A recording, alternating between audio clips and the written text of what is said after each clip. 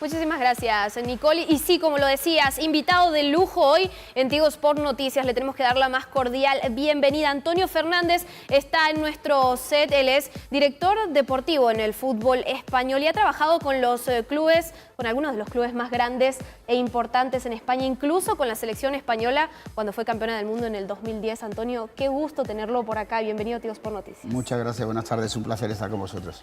Antonio, un gusto. Usted tiene un currículum bastante grande. Por acá tengo algo de que es técnico superior en deportes, también es psicólogo o estudió psicología del deporte, coaching, entre otras cosas más. Empezó como ojeador. Sí, efectivamente. Yo empecé en el Sevilla a nivel profesional. Anteriormente tenía un largo bagaje en el fútbol amateur como técnico, pero profesionalmente empecé en el Sevilla en el año 2000. Simplemente viendo fútbol para las categorías inferiores, intentando captar un poco de talento y sobre todo viendo fútbol para el equipo filial del Sevilla. No fue muy bien y al año siguiente me suben al primer equipo, paso posteriormente a ser responsable del fútbol internacional. En esa época me topo con jugadores como Dani Alves, Julio Batista, Renato, etcétera, etcétera.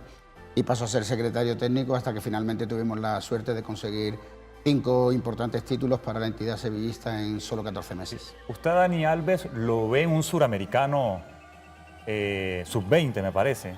Correcto, correcto, sí. Yo a Daniel le conocí previamente al sudamericano del 2003 de Uruguay. Le había visto en un torneo muy famoso, muy prestigioso en España, torneo sub-20 de la Alcudia. No había jugado mucho, era 2 años inferior, más joven que el resto de sus compañeros, pero ya denotaba que tenía características de jugador diferente.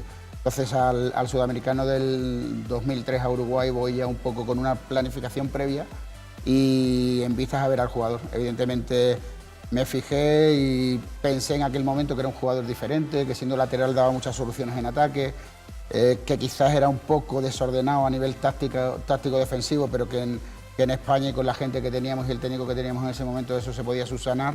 Y finalmente, pues bueno, el tiempo me dio la razón y conseguimos traer por muy poco dinero al que se convirtió posteriormente en el mejor lateral derecho del mundo y a la postre el jugador con más títulos de la historia mundial, ¿no?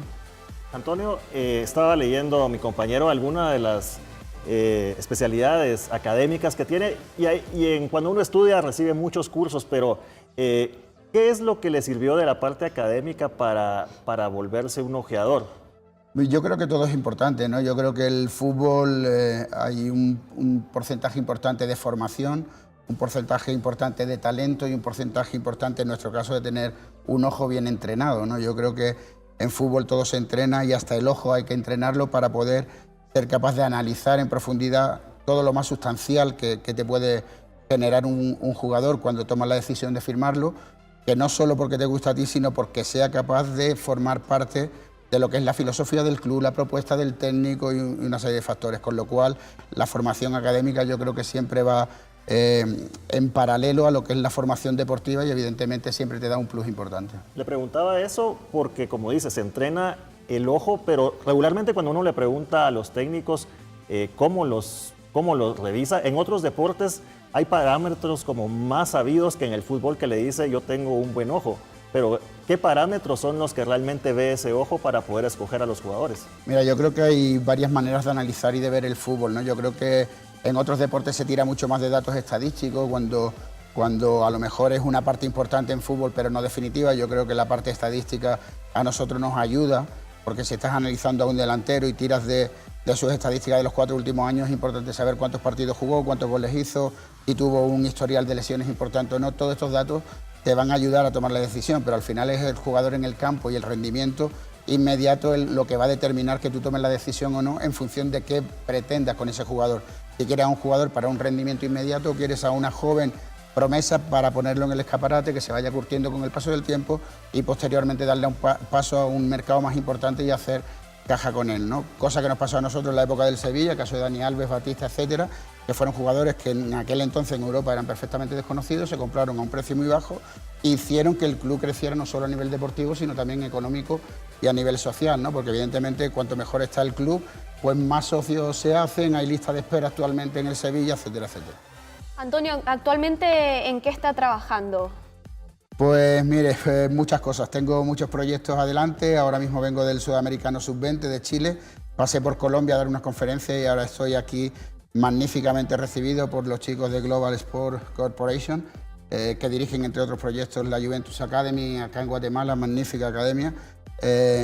Y entonces ahora mismo estoy haciendo una asesoría externa al Cádiz Club de Fútbol en España, más allá de mis propias empresas, ¿no? Yo en 2014 creé lo que es Wea Company, y dentro de Wea Company, que tienen diferentes sellos dentro de la propia empresa, todos relacionados con el fútbol, tenemos academia de capacitación para técnicos, escuela de formación en alto rendimiento, centros de tecnificación y esta asesoría externa propia, con lo cual, como podéis comprobar, no tengo mucho tiempo.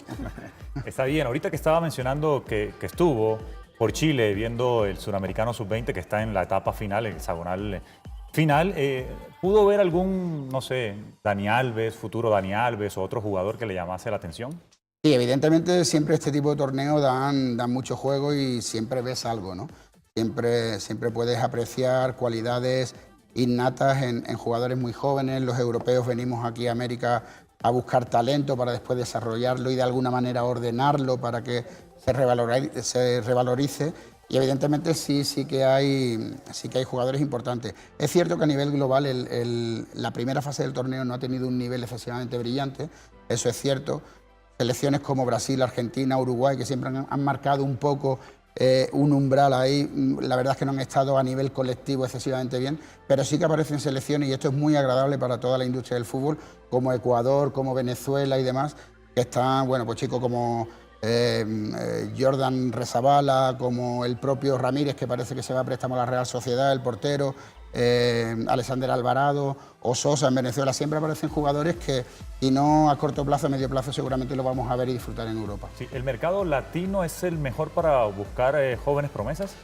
No tiene por qué, porque hay épocas, ¿no? Pero yo creo que el europeo tradicionalmente siempre buscamos en América Latina el talento, como os decía antes, para tratar de ordenarlo de alguna manera y que después esa formación continúe en Europa para poder sacar el máximo rendimiento de los jugadores. Evidentemente hay otros mercados que están en pleno crecimiento, la Europa del Este está dando buenos resultados, hay distintos mercados. Incluso aquí en Guatemala, que quizás es un fútbol que nosotros vemos menos, en los días que llevo aquí sí estoy viendo y pudiendo comprobar que el talento existe, que quizás hace falta un poco más de orden desde la base, asentar un poco unas bases más sólidas para lo que es el crecimiento y poner esas bases que al final determinen lo que va a ser la carrera del futbolista, pero el talento existe, simplemente hay que plantarlo, tener buenos técnicos, que estén bien capacitados, que sean capaces de transmitirle a los chicos todos los conceptos y fundamentos del juego para que finalmente cuando nosotros vengamos aquí digamos, ese es el chico que me quiero llevar y me lo llevo. En ese mismo orden de ideas, por ejemplo, Dani Alves, que es lo más sonado en este caso, usted lo encuentra muy joven, pero ¿ya tenía una base en el Club Bahía donde él estaba o bien le ve la proyección que tiene? Porque dice, en Guatemala hace falta fuerzas básicas, es algo que nos hace falta, entonces puede ser capaz de ver solo el talento como para después desarrollarlo. Claro, yo creo que la capacidad o una de las características que tenemos que tener la gente que nos dedicamos un poco a ver fútbol de estas categorías para tomar decisiones importantes, hay que ver un poco lo que es el talento y cómo eres tú capaz de proyectar o de imaginar de alguna manera la capacidad de crecimiento que va a tener ese jugador. En el caso de Dani, como me preguntaba, era un jugador talentoso, como decía al principio de la entrevista, un lateral derecho que ofrecía muchas soluciones en ataque, que iba a ser capaz de jugar en distintas posiciones, pero que también estaba un poco desordenado, ¿no? Si una característica principal de los laterales brasileños es el desorden, ¿no? Que se van muy hacia arriba, que en ataque te hace mucho daño, pero que luego la transición defensiva es como más costosa, ¿no? Entonces, a partir de ahí, nosotros en ese momento teníamos un técnico en el Sevilla, que es Joaquín Caparrós, que una de sus características como técnico ha sido siempre el orden, el rigor táctico, la presión, y teníamos jugadores en esa época veteranos con una capacitación excelente, y entonces no teníamos duda que Dani iba a aprender mucho en poco tiempo y finalmente se convirtiera en lo que se convirtió. Antonio, tenemos que hacer una breve pausa. Tenemos muchísimo más que platicar con usted, así que lo invitamos a que se quede con nosotros. Hacemos un breve corte en Tigo Sport Noticias y seguimos con esta entrevista tan especial que tenemos hoy con Antonio Fernández, director deportivo en diferentes clubes en España. Ha estado, bueno, también ojeando, o es ojeador de diferentes clubes. así que mucho más de qué hablar con él. Siga con nosotros en Tigo Sport Noticias. Continuamos con más en Tigo Sport Noticias. Seguimos con esta entrevista tan especial que tenemos hoy. Antonio Fernández, director deportivo español, está con nosotros. Le estamos haciendo preguntas súper interesantes. Antonio, yo me quedaba con la duda en el bloque pasado. Chicos, ¿de qué edad son los que usted más o menos mira, los que busca para encontrar los talentos necesarios? Bueno, la verdad es que no hay una edad específica, ¿no?, que marque la regla y que digamos a partir de esta edad o hasta esta edad. Está claro que menores de edad por ley FIFA no se pueden transferir de manera internacional, salvo casos muy puntuales. Entonces, bueno, yo creo que a partir del... Si nos ceñimos a los torneos sudamericanos, sus 15, sus 17 lo tenemos contemplado, lo tenemos visto, vemos mucho volumen de fútbol, y en el sub-20 es cuando se suelen tomar las decisiones. A nivel nacional, pues evidentemente, o a nivel europeo es otra cosa, pero sí que no existe una edad en la que digamos a partir de aquí sí o a partir de aquí no. Sí, usted mencionaba el tema de las estadísticas, que es muy importante, pero creo que en lo psicológico también juega otro papel importante. Usted bien lo sabe, que también estudió el tema de la psicología deportiva. A Dani Alves, a los 18 años, cuando se lo llevan para Sevilla, él ya se encontraba casado. Vieron a un jugador, a una persona casi que madura o madurando, llegando a su estado de madurez. Permíteme que te corrija, no estaba casado cuando llega, nosotros firmamos en el mercado de enero, era un préstamo de año y medio, y en ese primer semestre yo sí que hablo con él bastante, le digo, bueno, que se va a encontrar de nuevo para él y demás, y en junio ya vuelve casado, que es un poco el dato que usted quizás tenga. Entonces ya llega casado para el inicio de su primera temporada completa, el primer semestre no. Yo creo que él tenía muy claro que quería ser futbolista, que quería cumplir su sueño, que quería aprovechar la oportunidad del paso a Europa, tan ansiado por tantos jugadores de esta parte del mundo, y cuando llegó en las vacaciones veraniegas nuestras, dijo, bueno, tengo mi novia, nos queremos, tenemos un proyecto en común, ¿para qué vamos a esperar? Nos casamos, me voy, y a partir de ahí desarrollo una vida totalmente ordenada con mi esposa, etcétera, etcétera. Entonces él lo tenía muy claro desde el principio, y eso evidentemente es una cosa que a nosotros nos causó sensación, aunque yo antes de firmarlo evidentemente tuve varias entrevistas con él para mirarlo un poco cara a cara, ¿no?, y que me transmitiera de alguna manera que él estaba deseoso por cumplir ese objetivo. En el caso, por ejemplo, de la detección del talento, que es algo que usted hace después de la selección, ¿le sigue dando continuidad a su formación y hasta qué punto le da ese seguimiento? A mi formación particular. A la formación del atleta o del talento. Sí, o sea, sí, no, lo por selecciona, supuesto. pero después lleva un proceso de desarrollo. Totalmente, mira, date cuenta que ahora yo vengo del sub-20, como hemos hablado anteriormente, yo desarrollo ahí una base de datos de todos los jugadores que aparecen en ese sub-20, unos te pueden gustar más, otros menos, pero están en una edad que pueden cambiar, para bien o para mal. Son chicos jóvenes, cada uno de un país, en un club, unas circunstancias que son muy diferentes, con lo cual no puedes determinar hoy, por ver 3, 4, 5 partidos de una primera fase, si este jugador es bueno, regular o malo. O sea, en este torneo estuvo bien, regular o mal, pero ¿qué pasará a partir de ahora, ¿no? Yo creo que nuestra misión es hacer ese seguimiento que usted dice. A partir de ahora, con esa base de datos generada, después de haber visto un volumen de fútbol importante, yo creo que ahora es cuando realmente empieza el trabajo nuestro de hacer un seguimiento semanal, mensual, ver un poco pues cómo va yendo, y a partir de ahí pues ver cuándo, cómo y dónde se puede trasladar ese jugador. Vamos a contarle un poquito a la gente, tal vez alguien no lo haya comprendido. Cuando usted trabajaba en el Sevilla, Antonio era ojeador, era buscatalentos, viajó a Sudamérica y ahí fue donde encontró nada más y nada menos que a Dani Alves. No me va a dejar mentir porque yo tengo este dato. Les costó unos 800.000 euros más o menos comprar a Dani Alves al club, y 4 años más tarde lo vendieron por 36 millones de euros. Está bien el dato. Correcto, sí. ¿Cree usted que ese es su caso más exitoso? Sí, bueno, yo creo que a lo largo de 20 años de carrera ya, porque parece que todo esto fue ayer, pero hace 20 años ya que empecé en el fútbol profesional, creo que hay 2 jugadores que marcan un poco mi carrera, ¿no?, que son Dani Alves e Isco. Yo creo que Dani pues viene por ese monto, primero vino por una cantidad baja también por ese préstamo que hacíamos, y luego la opción de compra. Se vendió 4 años después por 36 millones de euros al Barcelona. Y Isco, por ejemplo, era un chico que yo conocía de las selecciones inferiores, que no estaba participando mucho en el segundo equipo del Valencia, y que en ese momento la propuesta de Pellegrini invitaba a un jugador de este tipo, ¿no? Entonces, aunque estaba en tercera división, apenas se conocía en el fútbol y demás, Yo tenía datos de mi etapa con Del Bosque en la selección, porque cuando venían los chicos a entrenar me molestaba en ir a verlo, y como él precisamente es de Málaga, le llamé y no dudó en venir, ¿no? El Valencia en principio no estaba dispuesto a venderlo, pero la cláusula de rescisión que tenía era asumible, la pagamos, cumplimos con esa posibilidad que nos otorga cualquier contrato y lo trajimos. Entonces Isco también vino por 4 millones de euros al Málaga y 2 años más tarde también se vendió por 30 y muchos. Y ayudó también que el Málaga fuese un equipo histórico llegando a semifinales de la Champions. ¿Usted en ese momento era director deportivo o secretario técnico? Director deportivo. Yo de la selección voy al Málaga como director deportivo, llego en el mercado de diciembre-enero. El club se encontraba en una mala situación a nivel clasificatorio y tengo que tirar de hacer 4 o 5 fichajes un poco de emergencia para salvar la categoría. Era un riesgo para mí de dejar una selección campeona del mundo, que se postulaba a ser campeona de Europa de nuevo, con una generación de futbolistas fantástica. Y tomé la decisión y en ese momento firmamos a jugadores de la talla de Batista, de Michelis, de Maresca, Ignacio Camacho y Sergio Asenjo. Sergio se lesiona y traímos a Willy Caballero de portero.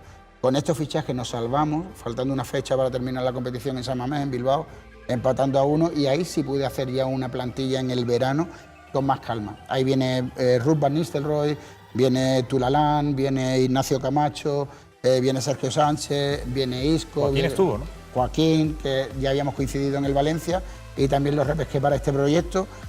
Y este equipo, que en teoría se nos pedía que entrásemos en Europa a 3 años vista, el primer año llegó a cuartos de final de Champions. Y en la selección española, ¿cuál fue su trabajo y cómo contribuyó a la selección de Del Bosque? Sí, aquí varía un poco, claro, porque en una selección, como uno no tiene la posibilidad de fichar ni firmar jugadores, aquí Vicente me reclamó y Fernando Hierro, que era el manager general de la selección, el director deportivo, me quisieron dentro del cuerpo técnico de la selección absoluta como informador y analista. Entonces tenía una doble función.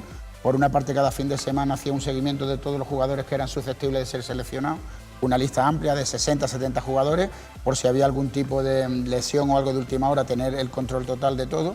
Y la segunda parte era el análisis de los rivales a los que nos íbamos a enfrentar. Me iba a seguir a cualquier selección, le veía un mínimo de 6 partidos, a ser posible en directo, lo repasaba en vídeo y trataba de canalizar un informe técnico para tratar de que el partido se pudiera preparar con el menor riesgo de error posible. Le hizo ver una anécdota, se perdió el gol de Iniesta. Totalmente, pues está muy bien informado, está bien informado, sí, es cierto. Mira, yo durante la primera fase y demás, yo siempre estaba en partidos del mismo grupo, pero no en el de España, precisamente por aquello de tener que tener controlados a los rivales. Pero ya semifinal con Alemania y final sí estuve con el equipo. En la final estaba en el palco y viendo que nos íbamos a los penales, pues decidí bajar corriendo por si de última hora necesitaban, entre nervios y demás, pues un poco de la información acerca de los lanzadores, dónde, cómo y demás. Y justo cuando yo bajo por el ascensor del estadio de Johannesburgo, y voy por la bocana, por el pasillo hacia el campo, escucho rugir a 120.000 personas. Y en ese momento me quise morir porque no sabía qué pasaba. Sabía que había habido un gol, pero no sabía de parte de quién. Hasta que yo desde la posición vi cómo corrían desde el banquillo nuestro Pepe Reina, en este orden, Marchena, etcétera, y entonces ya respiré. Pero fueron 10 segundos que para mí fue como media hora de angustia. Es realmente increíble cómo se maneja en Europa este tipo de información, que usted se acerca a los equipos para darles información de los rivales, el análisis y todo eso. Antonio, ¿cómo ve hoy en día el fútbol europeo, las jóvenes promesas que ya están militando en equipos importantes, Barcelona, Real Madrid? ¿Hay alguno que les llame la atención? Sí, evidentemente yo creo que hay un nivel muy alto. Si te vas a las selecciones sub-19, sub-21, que son las categorías que manejamos en Europa, que equivalen a las sub-17, sub-20 de aquí, de esta zona, ya se ven talentos. Es cierto que en Europa cuesta un poquito más lo que es debutar en el fútbol profesional. Aquí de repente cualquier chico con 16, 17 años, con 18 la mayoría ya están en primera división. En España también los hay, pero son menos. Pero evidentemente hay mucha cantera. Yo creo que cada vez se está trabajando mejor las fuerzas básicas.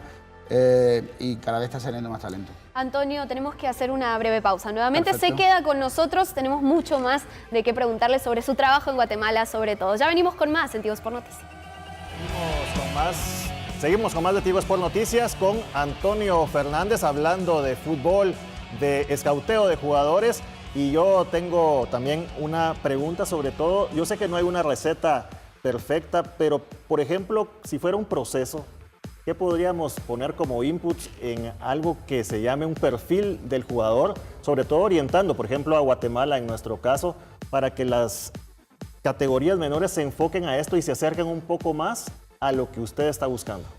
Sí, mira, un club de fútbol profesional en una joven promesa busca principalmente 4 factores, que como usted decía no es la receta mágica porque a veces no se dan y lo firmas y a veces se dan y no lo firmas igualmente, pero a nivel general está la parte técnica donde el desarrollo del talento es muy importante, la parte física que tenga unas condiciones que sean mínimamente exigibles para la categoría donde va a competir, la parte táctica de buscando el orden y el rigor tanto en ataque como en defensa cuando su equipo o él tiene o deja de tener la pelota, y la parte mental, que quizás ahí es donde flaquea mucha gente, ¿no? Yo creo que el futbolista que es competitivo, que es líder, que cree en sus posibilidades, etcétera, etcétera, yo creo que también es un factor importante. Entonces nos basamos principalmente en esas 4 patas, aunque no sea una receta mágica ni maestra, pero sí es importante tener en cuenta que un poquito de todo ayudaría a que el jugador pudiese tener éxito. Y por otra parte, respecto a las fuerzas básicas, hombre, yo recomendaría principalmente que hubiese capacitación de técnicos, o sea, es importante que el talento que pueda haber en las categorías inferiores sean de alguna manera dirigidos por gente que realmente conozca el mundo y la industria, ¿no? Yo creo que la capacitación de técnico es fundamental para que le trasladen a los chicos los fundamentos del juego, los contenidos por etapa en función de las edades que tienen, todos los conceptos desde el punto de vista técnico, táctico, físico, psicológico, y sobre todo que haya continuidad en el proyecto. No puede haber, este es el 7º proyecto de Juan, este es el 9º proyecto de no sé quién, y nunca, siempre se empiezan los proyectos y nunca se acaban. Hay que empezar un proyecto, un proceso, tener la paciencia suficiente, que los resultados no se van a recoger en un año, sino a lo mejor en 4 o 5 años. ¿Qué tan importante es para la economía de un club dentro de esta ecuación de derechos de imagen, de patrocinadores y también la compra y venta de jugadores, el mercado de jugadores? ¿Qué tan importante es tener una cantera, fuerzas básicas y justamente darle la continuidad a este proyecto para después poder vender a los jugadores? Claro, yo creo que es sumamente importante. Yo creo que al final muchas veces hay determinados clubes que tienen carencias del orden económico, que su principal valor es el fútbol de las fuerzas básicas. Ahí tenemos los casos de países que son netamente exportadores de jugadores, como un país como Uruguay, con 4 millones y pico de personas, es capaz de exportar tanto y bueno además, o sea, algo debe haber, ¿no? O sea, ya no solo la carne que coman, que también coméis carne aquí, comemos carne en España y en cualquier parte del mundo, ¿no? Porque muchas veces ellos dicen, no, la carne tal, al final yo creo que es que porque se trabaja bien. No entiendo que a lo mejor en Centroamérica, habiendo tanta gente, ¿cómo no puede salir algún jugador? No digo que salgan 5 por año, pero que puntualmente puedan salir. Posiblemente haya que hacer una reflexión y decir qué estamos haciendo bien, qué estamos haciendo mal, qué tenemos que corregir, qué tenemos que implantar, desde dónde hay que partir en este nuevo viaje que queremos hacer para poder conseguir este tipo de cosas. Antonio, pero a veces el talento, como en países como Brasil, Argentina, Uruguay, que son jugadores muy talentosos, termina imponiéndose sobre todo por la estructura organizativa que tengan los clubes, etcétera, a países como Guatemala o el resto de países de Centroamérica donde no abunda tanto el talento de los jugadores, ahí cuesta un poco más. Claro, mira, yo creo que el talento es directamente proporcional a determinados factores. En primer lugar, por ejemplo, en Europa venimos a buscar talento aquí porque allí desde hace tiempo se ha perdido que el niño salga a jugar a la calle. Yo recuerdo antiguamente cuando un niño venía del colegio, lo primero que hacía con sus amigos se iba a la calle a jugar a la pelota, hasta que la mamá le reñía porque se hacía de noche y tenía que subir. Eso se perdió hace tiempo, con lo cual la parte de la calle, de ese talento, de esa picardía, de esa picaresca futbolística bien entendida, se perdió. Y yo creo que poco a poco aquí está pasando lo mismo. O sea, ¿por qué el Sudamericano Sub-20 actualmente tiene menos nivel que hace 10 años? Pues posiblemente porque hace 10 años todo el mundo jugaba en la calle y ahora aparecen las redes sociales, los WhatsApp, las Nintendo, las PlayStation, los niños pueden jugar conectados con cualquier crío de otra parte del mundo, etcétera, etcétera. Entonces, ¿de dónde parte el talento? Principalmente de la calle. Evidentemente hay un porcentaje que es innato, pero después el desarrollo de ese talento está con buenos profesores, bien capacitados y con un trabajo bien planificado hecho en cancha. Eso no se nos puede olvidar. Yo quisiera que nos dijera algo sobre, por ejemplo, aquí se dice, bueno, porque como es Guatemala, como no tiene un pasaporte comunitario, eso lo hace más difícil, pero desde su perspectiva, si tiene talento, ¿puede llegar o esta es una condicionante? No, yo creo que, hombre, el tema del pasaporte comunitario o no comunitario es un condicionante, pero no es para Guatemala, es para toda América. O sea, un chico brasileño, argentino, brasileño o paraguayo puede tener el mismo problema. Yo creo que es muy conformista el mensaje de como somos Guatemala, es un mensaje, para mí es muy conformista, ¿no? Si realmente queremos formar jugadores, crecer en el ámbito del fútbol profesional, potenciar las fuerzas básicas, mirar a 5, 10, 15 años vista si realmente hemos hecho un proceso evolutivo que realmente nos refleje luego un resultado óptimo. Entonces yo creo que tenemos que dejar de lado un poco la parte más conformista, arriesgar, creer y decir, tenemos que apostar por esto, ir de verdad, sobre todo porque hay muchos niños en la calle con mucho talento que solamente hace falta darle un poquito de cariño, que lo entiendan y que haya sobre todo, insisto, entrenadores capacitados para que esos fundamentos del juego puedan ser bien asimilados por el crío. Siendo realistas, ¿se fijan los clubes europeos en Centroamérica? Pues mira, evidentemente nos fijamos, pero en un porcentaje bastante inferior a cualquier otra parte. Esa es la realidad, ¿no? No te voy a mentir. Evidentemente nosotros, yo ahora mismo estoy haciendo una asesoría externa, como os decía, al Cádiz, pero cuando estaba en clubes como de primer nivel, como han podido ser Valencia, Sevilla, el Málaga en su mejor época y demás, por ejemplo, mercados como Brasil, Argentina, Uruguay, lo tenemos como muy controlado, como asimilamos que es como parte nuestra, ¿no? A lo mejor la parte de Centroamérica, pues de repente aparece alguien, le haces un seguimiento, pero mucho más en segunda línea. Pero yo creo que está en la gente de Centroamérica decir, no, nosotros queremos estar ahí también. Nosotros también tenemos talento, nosotros queremos estar en el ranking de parrilla al igual que otros países y evidentemente somos conscientes que esto no se consigue en un año, pero si no empezamos nunca lo conseguiremos y esa es la mentalidad que yo creo que deben de tener. ¿Y quién sería el máximo responsable para que eso suceda? Hablando de Centroamérica y de Guatemala específicamente. Bueno, evidentemente yo soy de España, tampoco estoy capacitado como para decir ni soy quién, ni ninguna voz autorizada para decir quién tiene que poner eso, pero evidentemente el fútbol se rige por unos órganos, evidentemente, federación, federaciones locales, nacional, etcétera, etcétera, que son los que tienen que poner un trabajo, un desarrollo, sobre todo que tenga continuidad, ¿no? Pero evidentemente ya ahí sí que yo no me voy a meter porque faltaría más de que yo viniera desde España para decir que se tiene que hacer en otro país, ¿no? Con todo el respeto. Está bien. Bueno, ya vamos cerrando, ¿no? Con la entrevista. Sí, para agradecerte también, Antonio, por estar acá, porque ha sido una entrevista extensa y hemos abordado varios temas que también servirán para abrir subtemas que podamos desarrollar. Muy bien, muchas gracias, es un placer. Muy enriquecedora realmente esta entrevista y bueno, esperemos... Nos faltó fue tiempo. Sí. Porque a mí se me quedaron muchas preguntas sobre el Valencia, campeón de Copa del Rey. Sí, esperemos que los que también. nos están viendo sí tomen estos consejos, ¿no? Que son muy importantes ojalá. de una persona muy experimentada. Ojalá que sí, bueno, y capaz que se dé otra oportunidad para que esa batería de preguntas me la puedas hacer, que con gusto te responderé. Gracias, Antonio. Muchas gracias y muchos éxitos. Muchas gracias. Llegamos al final de la primera hora de información.